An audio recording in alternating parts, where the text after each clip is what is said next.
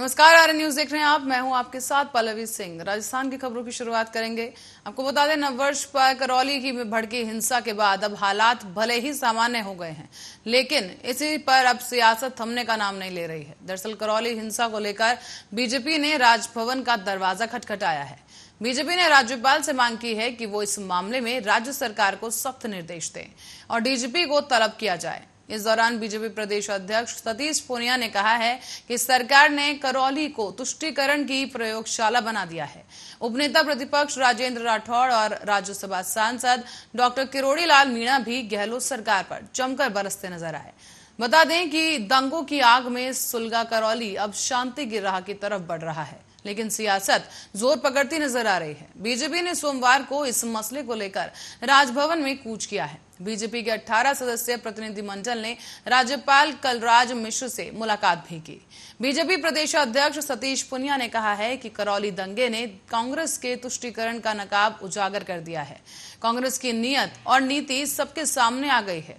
एक तरफ सरकार पीआईएफ को कोटा में जुलूस की अनुमति देती है, जबकि रामनवमी पर कई जिलों में धारा 144 लगाई जाती है। तो वहीं बीजेपी प्रदेश अध्यक्ष पूनिया ने कहा कि राजस्थान का बहुसंख्यक आज असुरक्षित महसूस कर रहा है। कांग्रेस राज्य में अराजक तत्व सर उठाकर घूम रहे हैं और ऐसे में बहुसंख्यक समाज पिटने और पलायन को मजबूर है। करौली दंगे के असली अपराधी पुलिस की गिरफ्त से अभी भी दूर हैं। बता दें कि पूनिया ने राज्यपाल से आग्रह किया है कि वो डीजीपी को तलब करें और उन्हें निर्देश दें कि गुनहगार पकड़े जाएं और निर्दोष लोगों को पुलिस बख्शे। तो वहीं उपनेता प्रतिपक्ष राजेंद्र राठौड़ ने भी कहा कि जांच करने गई बीजेपी की टीम ने आईजी भरतपुर को 4 वीडियो सौंपे थे। उसमें जो दोषी दिख रहे हैं उन पर अब तक कोई भी एफआईआर दर्ज नहीं की गई है और न कोई कार्रवाई हुई।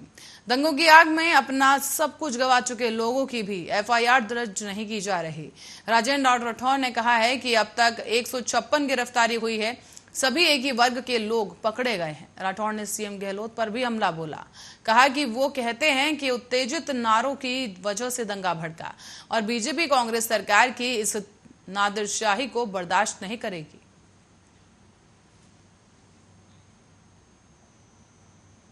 राजस्थान में अब सरकारी स्कूलों में मिलने वाला मिड डे मील का खाना पौष्टिक और स्वादिष्ट होगा। इसी के लिए तकनीक का सहारा लिया जाएगा, जहां मुख्यमंत्री अशोक गहलोत की महत्वपूर्ण योजना के तहत खास तौर से डिजिटल मॉनिटरिंग की जाएगी और पौष्टिकता का ख्याल रखा जाएगा।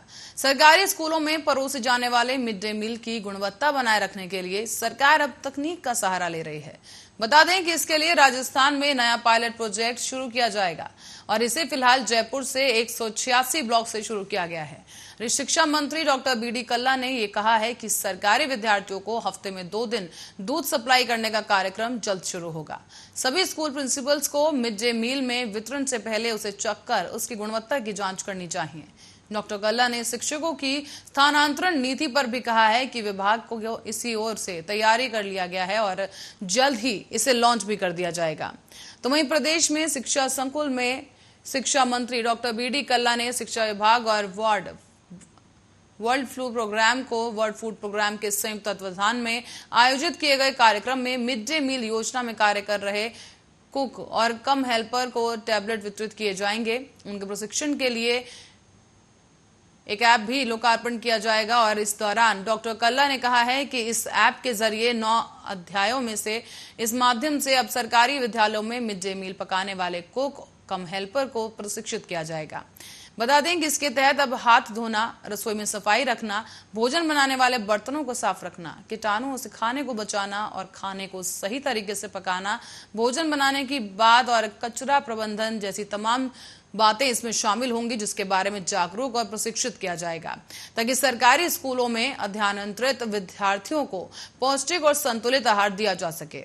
उन्होंने श्लोक के माध्यम से भी समझाया है कि सात्विक भोजन से सात्विक बुद्धि का विकास होता है और बच्चों को स्वास्थ्यप्रद भोजन के देने की वजह से उनकी घातक बीमारियों से रक्षा होती है। तो वहीं एएन की पिटाई मामले में घिरे कांग्रेस के एमएलए ने डीजीपी पर अब निशाना साध दिया है। विधायक गिरिराज सिंह मलिंगा ने कहा है कि डीजीपी मुझसे व्यक्तिगत दुश्मनी रखते हैं। मेरे खिलाफ चुनाव लड़ने वाले बीजेपी नेता जसवंत गुर्जर को डीजीपी सपोर्ट करते हैं, जसवंत गुर्जर डीजीपी को दामाद की तरह मानते हैं। दरअसल 1996 में जसवंत गुर्जर ने मौजूदा डीजीपी को एक कार गिफ्ट की थी। डीजीपी के ससुर जसवंत गुर्जर के बिजनेस पार्टनर रहे हैं और संबंध निभाने के लिए अब मुझे फंसाने का षड्यंत्र किया जा रहा है। तो वहीं आपको बता दें कि डीजीपी एमएल लाठर ने कहा है कि विधायक गिरफ्तारी के डर से बेबुनियाद आरोप लगा रहे हैं। अपराध किया है तो कार्रवाई होगी। मेरे पर लगाए गए सारे आरोप बेबुनियाद हैं। गौरतलब है कि धौलपुर के बाड़ी में ऑफिस में घुसकर बिजली कंपनी के एईएन से मारपीट के मामले में मलिंगा और उनके समर्थकों पर केस दर्ज है। साथ ही आपको बता दें कि इस हमले में अब एईएन की कई हड्डियां भी टूट गई थी और इस दौरान वो गंभीर रूप से घायल हुए थे। तो वहीं मलिंगा जयपुर में सोमवार को मीडिया से बातचीत के दौरान कहते नजर आए कि मौजूदा डीजीपी जब धौलपुर एसपी थे तब उन्होंने जसवंत गुर्जर को कई संगीन मामलों से बचाया था। जसवंत गुर्जर के हनुमान नगर में मकान में डीजीपी कितने समय तक रहे, इन्होंने किस तरह इन्हें बचाया, इसकी भी जांच होनी चाहिए। मैंने विधानसभा में पुलिस के भ्रष्ट अफसरों के खिलाफ मामले उठाए हैं। एईएन से मारपीट परेशान गांव वालों ने की केवल मोबाइल लोकेशन के आधार पर मुझे मारपीट केस में फंसाया जा रहा है। साथ ही आपको बता दें कि मलिंगा ने आगे कहा कि मुझे डीजीपी के इशारे पर साजिश के तहत फंसाया जा रहा है। डीजीपी कितने दिन पद पर रहेंगे? अगर मेरे खिलाफ साजिश के तहत सही जांच नहीं करवाई तो आंदोलन का सहारा भी लूंगा। दोबारा अदालत से जांच करवाऊंगा और मेरे साथ भगवान है, भगवान मेरे साथ न्याय जरूर करेंगे।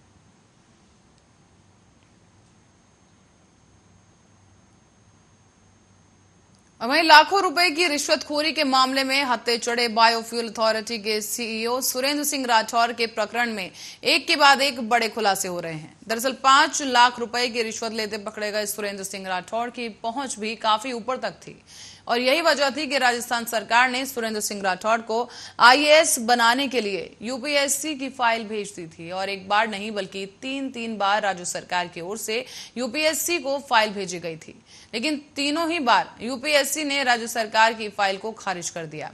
ऐसे में अब यूपीएससी अगर सुरेंद्र सिंह की फाइल खारिज नहीं करती तो आज वो आईएएस अफसर बन किसी भी जिले या कलेक्टर का किसी विभाग का मुखिया बने होते। फिलहाल सुरेंद्र सिंह राठौड़ को एसीबी की ओर से शनिवार को कोर्ट में पेश करने के बाद जेल भेज दिया गया है। तो वहीं अन्य सेवाओं में आईएएस में पदोन्नति पर राजस्थान के एडमिनिस्ट्रेटिव सर्विसेज के अधिकारी नाराज हैं। दरअसल आरएएस एसोसिएशन ने राज्य सरकार के साथ केंद्र सरकार को पत्र भेजकर इस नियम को गलत बताया है। केंद्रीय प्रशासनिक न्यायाधिकरण यानी कि सेंट्रल एडमिनिस्ट्रेटिव ट्रिब्यूनल में भी आरएएस एसोसिएशन ने एक केस दायर कर रखा है। एसोसिएशन का तर्क यह है कि आरएएस सेवाओं में कार्यरत सीनियर अधिकारियों का प्रमोशन करके आईएएस बनाया जाता है। अन्य सेवाओं से कैरी फॉरवर्ड के जरिए आईएएस में पदोन्नत करने से आरएएस अधिकारियों के हितों पर कुठाराघात होता है। हालांकि ये मामला फिलहाल कैंट में लंबित है।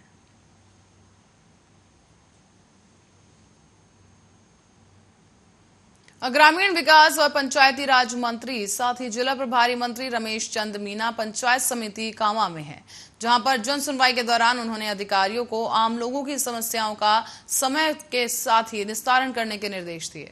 प्रभारी मंत्री मीणा सोमवार को कामा में आयोजित किए गए एक जन सुनवाई में पहुंचे थे, जहां उन्होंने आमजन की परिवेदनाओं के निस्तारण के लिए संबंधित अधिकारियों को निर्देश दिए। इस दौरान उन्होंने पेयजल की समस्या के प्रकरण में चंबल अधिकारी को 1 महीने में पानी की समस्या के निस्तारण करने के निर्देश दिए हैं। बता दें कि साथ ही उन्होंने परिवादी को अपना मोबाइल नंबर देकर पानी की समस्या से निजात नहीं मिलने की स्थिति में अवगत कराने को कहा है। उन्होंने नगर पालिका द्वारा कराए जा रहे इंटरलॉकिंग के कार्य की शिकायत पर संबंधित अधिकारियों को कार्य की गुणवत्ता की जांच करने के भी निर्देश दिए हैं। उन्होंने नाला सफाई और कचरा नहीं हटाने पर ये शिकायत पर अब नगर पालिका के अधिशासी अधिकारियों को नाला सफाई कराने और कचरा उठवाने के निर्देश दिए। तो वहीं उन्होंने पीएम आवास योजना में पात्र लाभार्थी की किस्त दूसरे खाते में जमा हो जाने के प्रकरण में संबंधित अधिकारी को निर्देश दिए कि वो इस मामले की जांच कर खाते से रिकवरी का पत्र लाभार्थी को योजना की किस्त जल्द ही खाते में भिजवाएं। उन्होंने सड़क पर हो रहे अवैध अतिक्रमण की शिकायत पर नगर पालिका के अधिकारी को अतिक्रमण हटाने की कार्रवाई करने के भी निर्देश दिए हैं। उन्होंने शुभ शक्ति योजना में राशि स्वीकृत होने के पश्चात ही लाभ नहीं मिलने पर संभागीय श्रम आयुक्त को मौके पर ही राशि लाभार्थी को भिजवाने के निर्देश दिए।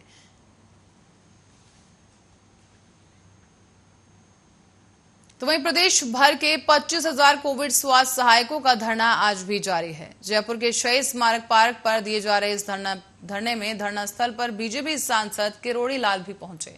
किरोड़ी लाल आज एक दिन की सांकेतिक धरना देंगे और उसके बाद आंदोलन की रणनीति बनाई जाएगी। दरअसल बेरोजगार हुए क्रमिक 1 अप्रैल से धरने पर बैठे हैं। कोविड के समय कॉन्ट्रैक्ट पर भर्ती किए गए सीएचओ और सीएचए के सेवाएं 31 मार्च खत्म करने के विरोध में ये धरना दिया जा रहा है। हाल ही में एक व्यक्ति ने अपने हाथ पर ब्लेड से काटकर सीएचए लिखकर सरकार के इस निर्णय का विरोध भी जताया था।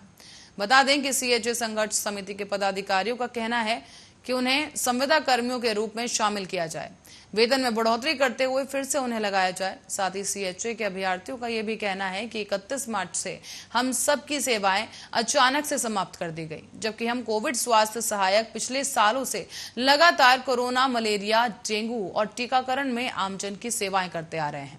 इसीलिए सेवा निस्तारण करने के आदेश रद्द सेवाओं को यथावत रखने की मांग की गई। जब तक पूरी नहीं हो जाएगी तब तक ही धरना प्रदर्शन जारी रहेगा।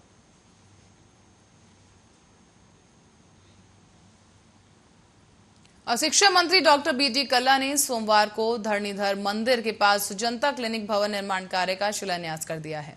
विधायक निधि से स्वीकृत इस कार्य पर 15 लाख रुपए व्यय होंगे और इस अवसर पर डॉक्टर कल्ला ने कहा है कि जनता क्लिनिक खुलने से जनता प्याऊ, धरणीधर कॉलोनी और रानी सरबाज, श्रीराम सर, हरौलाई हनुमान मंदिर समेत आसपास के क्षेत्र के 10,000 लोगों को राहत मिल सकेगी। जनता क्लिनिक के माध्यम से आमजन को प्राथमिक चिकित्सा सुविधाएं और परामर्श, एएनसी सेवाएं, टीकाकरण सेवाएं, परिवार कल्याण सेवाएं, एनसीडी स्क्रीनिंग सेवाएं, निःशुल्क जांच और दवा का लाभ मिल सकेगा। उन्होंने ये भी बताया कि शहरी क्षेत्र में 2 सामुदायिक स्वास्थ्य केंद्र स्वीकृत किए गए हैं। इन पर 6-6 करोड़ रुपए व्यय किए जाएंगे। और बता दें कि इस दौरान रामकिशन आचार्य, पूर्व उप महापौर अशोक आचार्य, आनंद जोशी, बंशीलाल आचार्य, राजेंद्र आचार्य भी मौजूद रहे।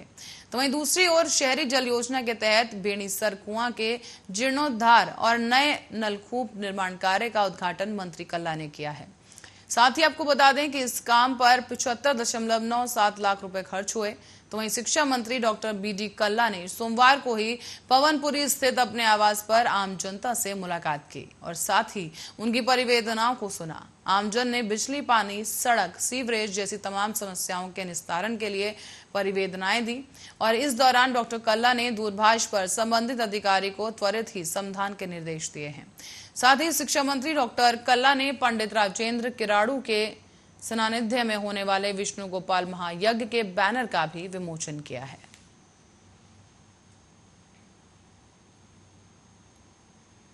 और राजस्थान के कोटा जिले में एक ऐसा गांव है जहां पर कभी भी सड़क पर मगरमच्छ दौड़ते हुए दिखाई देते हैं। ये गांव है हाथीखेड़ा और यहां लोग हमेशा डर के साए में जीते हैं। इस गांव के किनारे से चंद्रलोई नदी निकलती है, जिसमें करीब छोटे बड़े मगरमच्छों को मिलाकर 1000 से अधिक मगरमच्छ हैं, जो कभी भी नदी से बाहर निकलकर सड़क पर धूप सेकने आ जाते हैं। मगरमच्छों की वजह से वन विभाग भी खासा परेशान है। विभाग के अधिकारी हाथीखेड़ा गांव को दूसरी जगह शिफ्ट करने को लेकर प्रयास कर रहे हैं, जिसको लेकर अब राज्य सरकार को फाइल भिजवा दी गई है। हालांकि आपको बता दें कि हाथीखेड़ा गांव के रहने वाले रामलाल ने बताया है कि गांव का 4 किलोमीटर का एरिया चंद्रलोई नदी के किनारे से निकलता है। गांव की कुल आबादी करीब 1400 के करीब है और जो कि हर समय डर के साए में जीती है। कई बार मगरमच्छ बाहर निकल जाते हैं, जिनको देखकर लोग अपने आप को घरों में कैद कर लेते हैं। वन विभाग को सूचना दी जाती है। कई घंटों बाद वन विभाग के अधिकारी पहुंचते हैं और मगरमच्छ को रेस्क्यू कर वापस नदी में छोड़ दिया जाता है। नदी में हजारों की तादाद में मगरमच्छ हैं, जिन्हें एक साथ रेस्क्यू किया जाना मुश्किल है। और इस गांव में नदी का पानी एक जगह पर रुका हुआ है और यहां पर कीचड़ भी भरा है। लगातार मगरमच्छ दिखाई देने के चलते इस इलाके में नदी किनारे कोई भी नहीं जाता।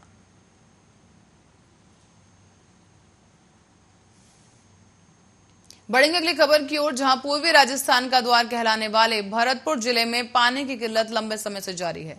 पानी की मांग के लिए स्थानीय लोग विगत लंबे समय से आंदोलन भी करते नजर आए और राजस्थान में सरकारें बदलती गई, मगर यहां पर लोगों को पानी की समस्या से छुटकारा नहीं मिल सका। बता दें कि यहाँ के लोगों का कहना है कि जनप्रतिनिधि और अधिकारी पानी की समस्या के समाधान के लिए लोगों की गुहार सुन नहीं रहे। इसीलिए लोगों को पानी की मांग के लिए अनूठा प्रदर्शन करते देखा गया। इसका मकसद यह है कि राजनेता उनकी मांग पर ध्यान दे सके। कामा कस्बे में पंचायत राज मंत्री रमेश मीणा और राज्य मंत्री जाहिदा खान 2 दिन से जन सुनवाई कर रहे हैं। तो वहीं जन सुनवाई के दौरान एक सामाजिक कार्यकर्ता विजय मिश्रा अनूठे अंदाज में पानी की गुहार लगाने के लिए मंत्रियों के सामने जा पहुंचा।